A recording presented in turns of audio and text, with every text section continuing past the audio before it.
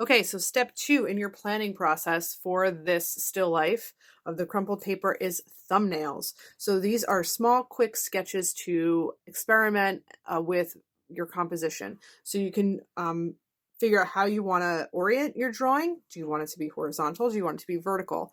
We are completing a rectangular drawing. So you want to do little rectangles about this size. And what you want to do is figure out your composition. So how big is this object going to appear in this sketch? Are you going to have a ground line? Where is this ball of paper going to sit? What are the shadows going to do? How much space are they going to fill up? Are you going to crop your paper in some way? And then what are the values look like as they fill that space? Okay, I'm doing this very, very quickly, right? This is literally just planning. There needs to be no detail, loose, sketchy. Maybe you want to rotate your paper. Maybe you want to stretch it out.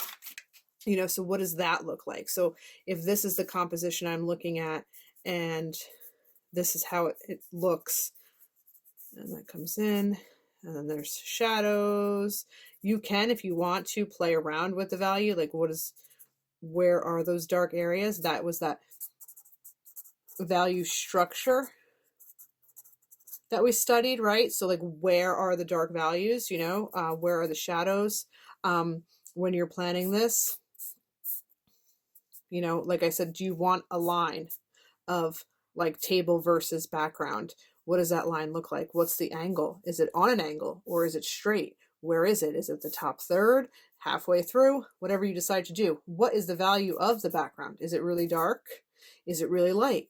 And then figure out, maybe you want to divide your composition into the rule of thirds. So we divide it into a tic-tac-toe board. And maybe we align our focal point, our most important element, on one of those little sections. So this is your composition.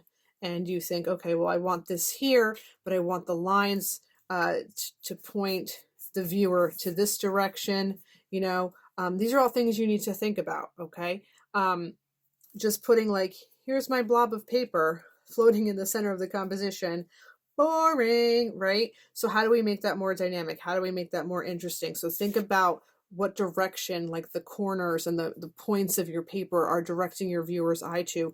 What are the shadows doing? Do you want the shadows to run off the edge of the paper, or do you want them to stop before they get to the edge of the paper, right? It's up to you, okay? So this is for practice, planning. We want a layout. What does the negative space look like? What is the value structure? Where are the lights and the darks? Okay, so where is your focal point? Do you want a ground line? Okay, all of these things need to be planned out and addressed in your thumbnail sketches. Of course, you should not do them in marker. I only did them in marker so you could see on my sketchbook quite easily, okay? So you may need to play with your paper. How do you want to look at it?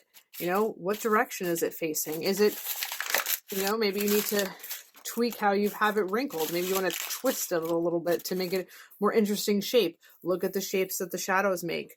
Move your lights around to change the direction of the shadows and all of that. Okay, so this is planning. This is where you want to work out all those details and make sure you have a successful composition. Okay, and then I will show you the next steps. Thanks for watching.